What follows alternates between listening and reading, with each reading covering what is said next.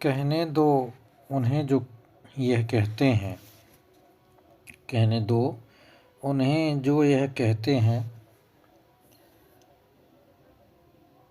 MPPSC में assistant professor की परीक्षा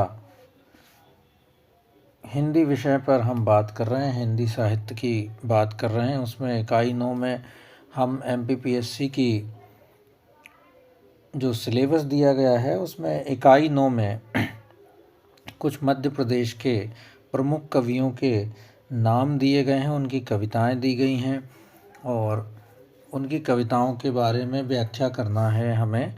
और इसी क्रम में हम मुक्तिबोध जी पर आते हैं।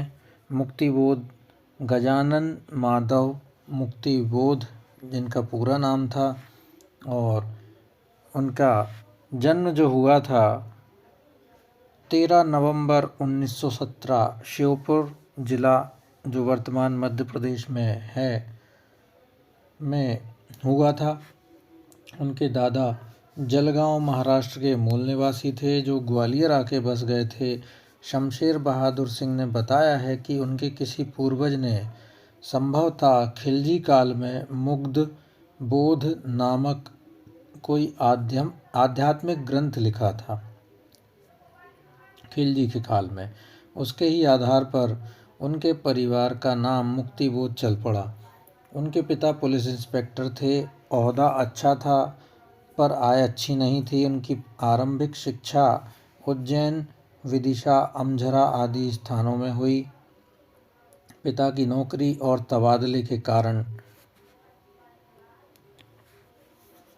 उनकी पढ़ाई का सिलसिला टूटता जुड़ता रहा। फलतः मिडिल स्कूल की परीक्षा में असफलता मिली, जिसे मुक्तिबोध अपने जीवन की पहली महत्वपूर्ण घटना मानते हैं।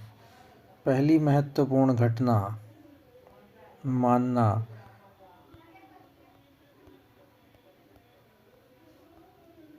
मिडिल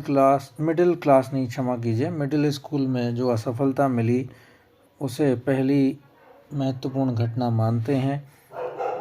और बचपन में उनका स्वभाव अंतर्मुखी था। वे अत्यंत जिज्ञासु भी थे। चित्त विचलन भी उनकी एक प्रवृत्ति रही थी, जिसे मुक्तिबोध स्वयं स्थानांतरगामी प्रवृत्ति कहते हैं। स्थानांतरगामी प्रवृत्ति, जिसे चित्त विचलन कहा जाता है, वे मुक्तिबोध अपनी भाषा में उसे स्थानांतरगामी प्रवृत्ति कहते हैं। युवा जीवन में कविता और बौद्धिक गतिविधियों के प्रवेश के तुरंत बाद ही उनके जीवन में प्रेम का प्रवेश हुआ। बकौल शमशेर, एक जुनून गहरा और सुंदर और स्थायी। शांताबाई से स्वेच्छापूर्ण इस विवाह के बाद उनके जीवन में उस संघर्ष और आर्थिक अभाव का प्रवेश हुआ जो अंतिम क्षण तक उनके साथ चलता रहा। नौकरी के लिए संघर्ष और सिद्धांतों से समझौता नहीं करने की उनकी धुन हमेशा आड़े आती रही। मास्टरी, रिपोर्टरी और एडिटरी के मुश्किल दिनों के बाद 1958 में राजनांदगांव में प्रोफेसरी के दिनों में जीवन कुछ आसान रहा तो ब्रह्म राक्षस और अंधेरे में जैसी महत्वपूर्ण कविताओं की रचना की। बहुत महत्वपूर्ण है। अगली कविता हमारी ब्रह्म राक्षस ही रहेगी।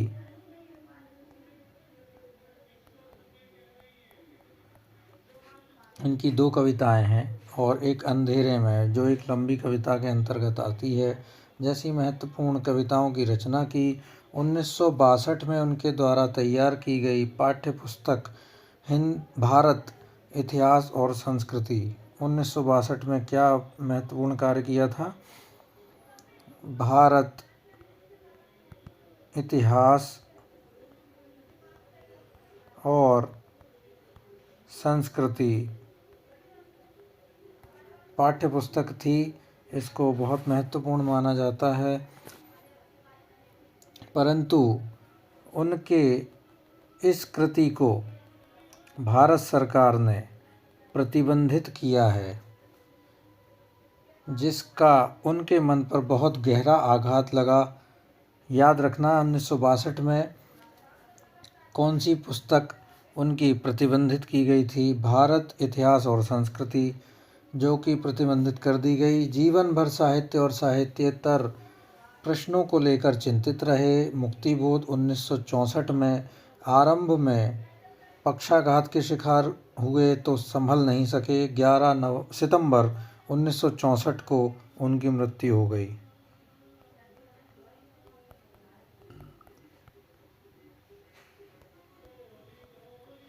मृत्यु उनकी 1964 में हुई है। और जैसा कि आप जानते हैं जन्म 1917 में हुआ है। 47 साल की अल्पायु में जिंदगी का जो रूप रहा, जो रवैया रहा, वह उनकी रचनात्मकता में भी प्रकट रहा। उन्होंने जिस कठोर यथार्थ को भोगा उसकी अभिव्यक्ति फैंटेसी के शिल्प में की। अंधेरे में और ब्रह्म राक्षस सरीखी कविताएं, लंबी कविताएं जो कि प्रसिद्ध कविताएं रही हैं, यही शिल्प उतरता दिखाई देता है। हिंदी कविता में फैंटेसी की पहचान मुक्तिबोध से ही होती है।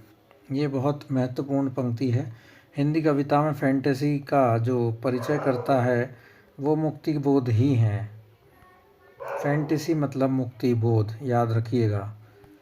और यह फैंटेसी कविता वातावरण के सृजन, वस्तु स्थिति के प्रत्यक्षीकरण, आत्मकथन, बिंब रचना, कर्ता के प्रवेश, काव्य वस्तु और काव्यकर्ता के बीच संबंध निर्माण और अंतः क्रियाओं के सूत्रों का सृजन, कथ्य का उभार, प्रतीकों और बिंबों के माध्यम से तय दिशा की ओर प्रस्थान, फैंटेसी से बाहर सचेत वाचक की टिप्पणी आदि प्रक्रियाओं से गुजरती है। जहाँ मुक्तिबोध कोई विशिष्ट क्रम बनने नहीं देते और अलग अलग कविताओं में बार बार हेर फेर से उसे चुनौती देते हैं। बकौल नामावर सिंह, नई कविता में मुक्तिबोध की जगह वही है जो छायावाद में निराला की थी। निराला के समान ही मुक्तिबोध ने भी अपने युग के सामान्य काव्य मूल्यों को प्रतिफलित करने के साथ ही उनकी सीमा को चुनौती देकर उस सर्जनात्मक विशिष्टता को चरितार्थ किया जिससे समकालीन काव्य का सही मूल्यांकन हो सका। तो ये था उनका मुख्य जीवन परिचय। इनकी मुख्य कविताओं को भी याद रखिएगा। और चांद का मुंह टेढ़ा है भी इन्होंने ही लिखी है।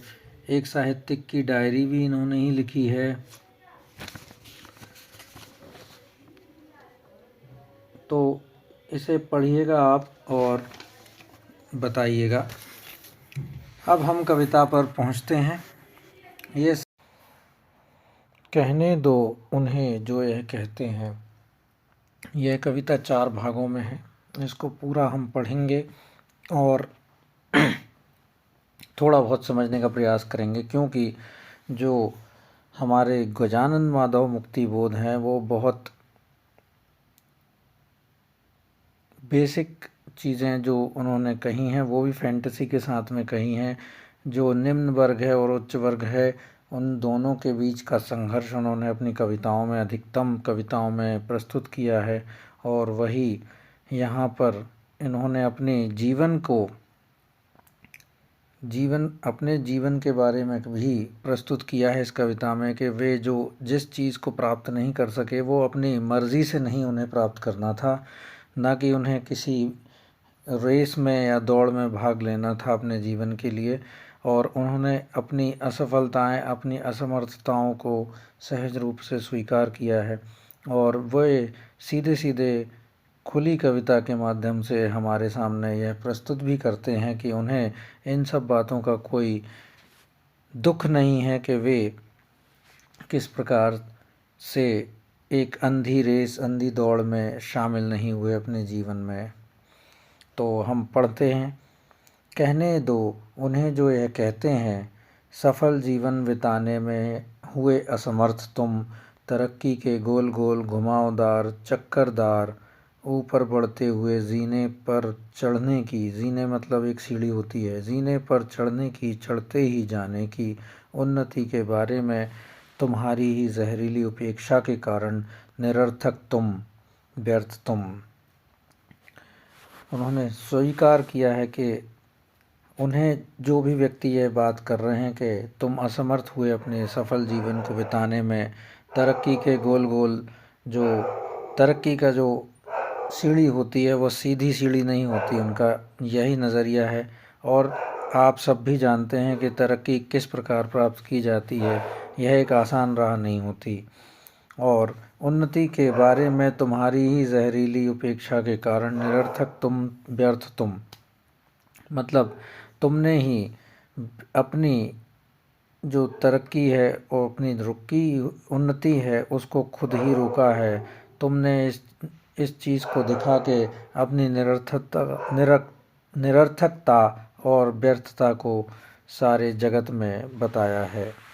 कटी कमर भीतों के पास खड़े ढेरों और डूहों में खड़े हुए खम्भों के खंडहर में बियाबान फैली है पूनों की चांदनी। पूनम की चांदनी, पूर्णिमा की चांदनी। आंगनों के पुराने धुराने एक पेड़ पर अजीब सी होती है चारों ओर, वीरान वीरान महक सुनसानों की। पूनों की चांदनी की धूली की धुंध में वैसा ही लगता है, महसूस यह होता है। उन्नति के क्षेत्रों में, प्रतिष्ठा के क्षेत्रों में मानव की छाती की, आत्मा की, प्राणी की सौंधी गंध कहीं नहीं, कहीं नहीं। जो आत्मा है, जो मानवीय आत्मा है, वो प्राणी की जो मुख्य भाव है वह यह सब उन्नति के ढेरों में, उन्नति के जो दौड़ है इस सब में कहीं गुम हो जाती है। जो पूर्णिमा की चांदनी है वह भी धूसरित दिखाई देती है, केवल और केवल आपकी उन्नति के जो रास्ते हैं उनको प्राप्त करने में। और पूनों की चांदनी यह सही नहीं, सही नहीं, केवल मनुष्यहीन वीरान क्षेत्रों में, निर्जन प्रसारों पर सिर्फ एक आँख से, सफलता की आँख से, सिर्फ एक आँख से, सफलता की आँख से दुनिया को निहारती फैली है पूनों की चांदनी। सूखे हुए कुओं पर, झुके हुए झाड़ों में, बैठे हुए घुग्गुओं व चमगादड़ों के हित, जंगल के सियारों और घनी घनी छायाओं में छिपे हुए भूतों और प्रेतों तथा पिशाचों और बेतालों के लिए, मनुष्य के लिए नहीं, फैली है सफलता की, भद्रता की, कीर्ति, यश, रेशम की पूनों की चांदनी।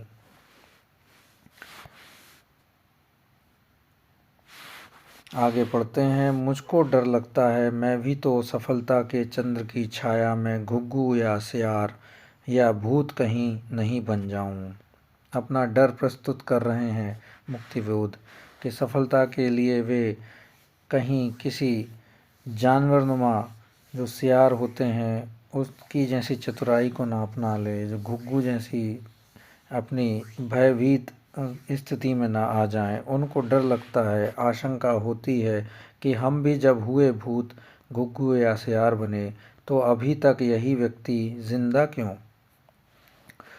उसकी वह विक्षोभी संपीड़ित आत्मा फिर जीवित क्यों रहती है? मरकर जब भूत बने उसकी वह आत्मा पिशाच जब बन जाए तो नाचेंगे साथ साथ सूखे हुए पथरीले झरनों के तीरों पर, सफलता के चंद्र की छाया में अधीर हो।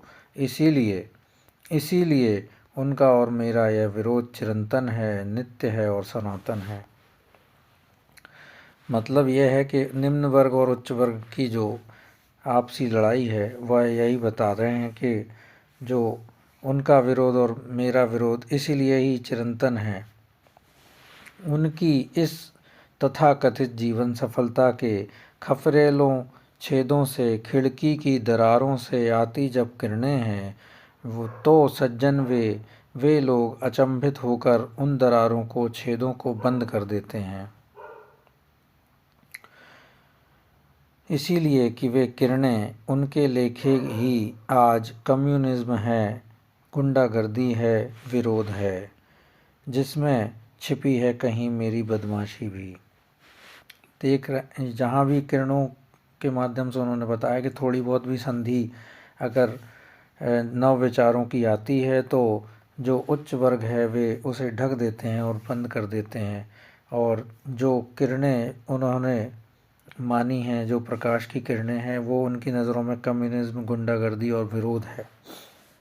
और इन उसी को जो मुक्तिबोध की बदमाशी भी वे कहते हैं। मैं पुकार कर कहता हूँ, सुनने वालों, पशुओं के राज्य में जो बियावान जंगल है, उसमें खड़ा है घोर स्वार्थ का प्रभीमकाय बरगद एक विकराल।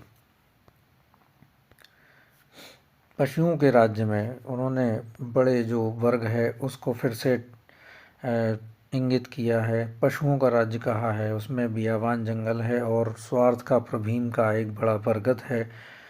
उसके विद्रूपशत शाखा व्यूहों निहित पत्तों के घनीभूत जाले हैं। तले में अंधेरा है घनघोर। वृक्ष के तने से चिपट बैठा है, खड़ा है कोई पिशाच, एक जबरदस्त मरी हुई आत्मा का। वह तो रखवाला है घुग्गू के, सियारों के, कुत्तों के स्वार्थों का। यहाँ पर पुनः उन्होंने स्वार्थ वश व्यक्ति जो अपने उच्च वर्ग के जो हैं उन्हीं के ओर इंगित करते हुए बता रहे हैं। और उस जंगल में बरगद के महाभीम भयानक शरीर पर खिली हुई फैली है पूनों की चांदनी, सफलता की, भद्रता की, श्रेय प्रिय सत्यम शिवम संस्कृति की खिलखिलाती चांदनी। अगर कहीं सचमुच तुम पहुँच ही वहाँ गए तो घुग्गू बन जाओगे। फिर से सफलता को उन्होंने जो महत्वहीन समझा है वही उन्होंने यहाँ भी समझाया है कि अगर तुम सफलता के चांदनी को प्राप्त करते हो, जहाँ पर श्रेयस्कर प्रेयस्कर बन जाते हो, वहीं पर आप उस चांदनी को प्राप्त तो कर लोगे, लेकिन वहाँ भी भयभीत घुग्गू बन जाओगे। आदमी कभी भी फिर कहीं भी ना मिलेगा तुम्हें पशुओं के राज्य में। जो पूनों की चांदनी है, नहीं वह तुम्हारे लिए, नहीं वह हमारे लिए। पशुओं के राज्य को उन्होंने कहा है उच्च वर्ग का जो राज्य है, जो उस समय की राजनीतिक व्यवस्था थी, उन्होंने उसको अपने लिए उपयुक्त नहीं माना है और जिनको वे संबोधित कर रहे हैं उनके लिए भी उपयुक्त नहीं माना है। तुम्हारे पास हमारे पास सिर्फ एक चीज़ है, ईमान का डंडा है, बुद्धि का बल्लम है, अभय की गेती है, हृदय की तगारी है। नए नए बनाने के लिए भवन आत्मा के, मनुष्य के हृदय की तगारी में ढोते हैं हम ही लोग। अपने ईमान का डंडा उनके पास है, जो एक हथियार हैं कुछ उनके पास, वो उन्होंने बताए हैं। जो एक निम्न वर्ग जो है, वो उनके सारे हथियार, जो मजदूर वर्ग है उनके पूरों हथियार अर्थात उनके जो कमाई करने के साधन हैं वो उन्होंने बताए हैं। हृदय की तगारी, अभय की गेती, बुद्धि का बल्लम और ईमान का डंडा। नए नए भवन बनाने के लिए भवन आत्मा के, मनुष्य के हृदय की तगारी में ढोते हैं हम ही लोग। जीवन की गीली और महकती हुई मिट्टी को जीवन मैदानों में, लक्ष्य के शिखरों पर नए किले बनाने में व्यस्त हैं हम ही लोग। हमारा समाज यह जुटा ही रहता है, पहाड़ी चट्टानों को चढ़ान पर चढ़ाते हुए, हजारों भुजाओं से ढकेलते हुए कि जब पूरा शारीरिक जोर, फुफ्फुस की पूरी सांस, छाती का पूरा दम लगाने के लक्षण रूप चेहरे हमारे जब बिगड़ से जाते हैं, सूरज देख लेता है, दिशाओं के कानों में कहता है, दुर्गों के शिखर से हमारे कंधे पर चढ़ खड़े होने वाले ये दूरबीन लगाकर नहीं देखेंगे कि मंगल में क्या क्या है। चंद्रलोक छाया को मापकर वहाँ के पहाड़ों की ऊंचाई नहीं नापेंगे, वरन स्वयं ही वे विचरण करेंगे इन नए नए लोकों में। देश काल प्रकृति सृष्टि जेता ये। इसीलिए अगर ये लोग सड़क छाप, जीवन की धूल धूप, मामूली रूप रंग लिए हुए होने से तथाकथित सफलता के खच्चरों व टट्टुओं के द्वारा यदि निरर्थक व महत्वहीन करार दिए जाते हों, तो कहने दो उन्हें जो ये कहते हैं। सामाजिक महत्व की गिलोरियां खाते हुए असत्य की कुर्सी पर आराम से बैठे हुए, असत्य की कुर्सी पर आराम से बैठे हुए, सामाजिक महत्व की गिलोरियां खाते हुए, जो सामाजिक महत्व है उसको बहुत ऊंचा समझने वाले लोग, वे जो लोग हैं वो असत्य की कुर्सी पर बैठे हैं, अर्थात असत्य का सहारा लिए हुए उस पर बैठे हैं। मनुष्य की त्वचाओं का पहने हुए ओवरकोट वो इतने आतताई हैं कि उन्होंने मनुष्य पर अत्याचार कर दिए हैं। बंदरों व रीछों के सामने नई नई अदाओं से नाचकर झूठाई की तालियां देने से लेने से सफलता के ताले ये खुलते हैं, बशर्ते की इच्छा हो सफलता की, महत्वाकांक्षा हो, अपने ही बरामदे में थोड़ा सा फर्नीचर विलायती चमकदार रखने की इच्छा हो तो थोड़ी सी सच्चाई में बहुत सी झुटाई घोल, सांस्कृतिक अदा से अंदाज से अगर बात कर सको। यहाँ बता रहे हैं कि सफलता प्राप्त करने के लिए, अपनी महत्वाकांक्षा को पूरा करने के लिए, अगर अपने घर में जो सुख सुविधाएं हैं उनको प्राप्त करने के लिए वो क्या करना होगा, थोड़ी सी सच्चाई में बहुत सारी झूठ घोलना पड़ेगा उनको, और वह सांस्कृतिक अदा से अंदाज से बात करना पड़ेगा। भले ही दिमाग में ख्यालों के मरे हुए चूहे ही क्यों ना हो प्लेग के, भले ही अंदर जो दिमाग में आपके जो गंदगी भरी हुई हो, लेकिन अगर कर सको ऐसी जमी हुई ज़बान दराज़ी, सच और सच्चाई का अंग भंग करते हुए झूठ का बारीक सूत काट सको तो गतिरोध और कंठरोध मार्गरोध कभी भी ना होगा। फिर कटवा चुके हैं हम पूंछ सिर, तो तुम ही यूं हमसे दूर बाहर क्यों जाते हो। अगर आप कर सकते हैं, ऐसी बात करने का तरीका आपके पास है, सच्चाई को आप मूर्छित कर सकते हो, उसके अंग काट सकते हो, और जो झूठ का एक बारीक सूत होता है, बारीक जो महीनता होती है झूठ में, उसको आप बिना गतिरोध के बोल सको, और तो आपकी सफलता निश्चित ही इस समाज में प्राप्त होगी। जवाब यह मेरा है, जाकर उन्हें कह दो कि सफलता के जंग खाए तालों और कुंजियों की दुकान है कबाड़ी की। इतनी कहाँ फुर्सत हमें वक्त नहीं मिलता है कि दुकान पर जा सकें। अहंकार समझो या सुपीरियरिटी कॉम्प्लेक्स अथवा कुछ ऐसा ही, चाहो तो मान लो, लेकिन सच है यह, जीवन की तथाकथित सफलता को पाने की हमको फुर्सत नहीं। यहाँ पर अपना अहंकार समझो या सुपीरियरिटी कॉम्प्लेक्स, ये मुक्तिबोध ने कहा है कि हम अहमवादी नहीं हैं, लेकिन अगर आपको समझना है तो इसको अहंकार समझ लो। लेकिन हमें इतनी फुर्सत नहीं है कि हम सफलता को खरीद सकें। किसी कबाड़ी के पास जो सफलता रखी हुई है, उसको उपमा दी है उन्होंने, सफलता को जो उपमा दी है, किसी कबाड़ी की दुकान पर बिकती है सफलता उनकी नज़रों में, और उसे हम नहीं खरीदना चाहते, ऐसा उन्होंने कहा है। हमको फुर्सत नहीं है, खाली नहीं है हम लोग, हम बहुत बिज़ी हैं। हम जाकर उन्हें कह दे कोई, पहुंचा दे यह जवाब, और अगर फिर भी वे करते हों हुज्जत तो कह दो कि हमारी सांस जिसमें है आजकल के रब्त ज़ब्त तौर तरीक़ों की तरफ जहरीली कड़वाहट, ज़रा सी तुम पी लो तो दवा का एक डोज समझ, तुम्हारे दिमाग के रोगाणु मर जाएंगे। अगर फिर भी हमारे पीछे सफलता के नाम पर पीछे पड़ेंगे तो हमारी सांस में जो घुली हुई है, जो हमारा धैर्य है, और जो धैर्य के रूप में कड़वाहट घुली हुई है, वो बहुत जहरीली है। उसको एक दवा के रूप में थोड़ा सा भी अगर चख लेंगे तो उनके अंदर ये सफलता के पीछे पड़ने वाले रोगाणु मर जाएंगे। वह शरीर में, मस्तिष्क में ज़बरदस्त संवेदन उत्तेजन इतना कुछ हो लेगा कि अकुलाते हुए ही तुम अंधेरे के खीमे को त्याग कर उजाले के सुनहले मैदानों में भागते आओगे। जाकर उन्हें कह दे कोई, पहुंचा दे यह जवाब, पहुंचा दे उन्हें यह जवाब।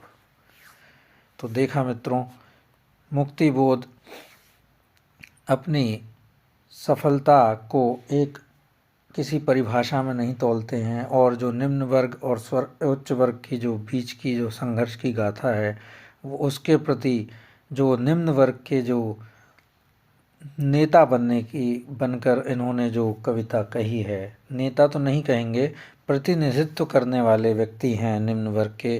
क्योंकि आप भी जानते हैं उनकी फैंटेसी, उनकी जो विचारधारा उस समय थी जब जो सर्वहारा वर्ग था, जो निम्न वर्ग था, वो उच्च वर्ग से दबा कुचला हुआ होता था और उसे सफलता तो दूर, 1-2 जून की रोटी तक नहीं मिलती थी।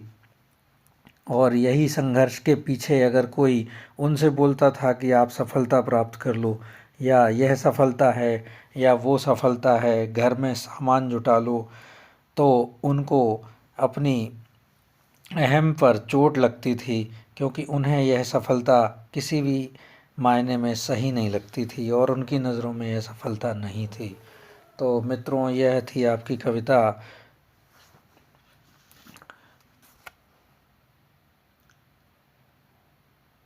और कैसी लगी आपको यह कविता? कहने दो उन्हें जो ये कहते हैं, बताइएगा ज़रूर।